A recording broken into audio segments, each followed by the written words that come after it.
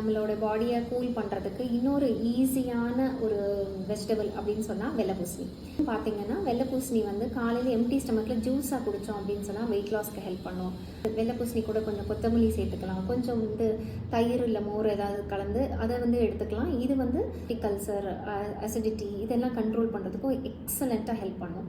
பூசணி வந்து சாத்விக் டயட்டில் வந்து தி பெஸ்ட்டுன்னு சொல்லுவோம். எதனால அப்படின்னு சொன்னால் it's a highly pranic rich fruit.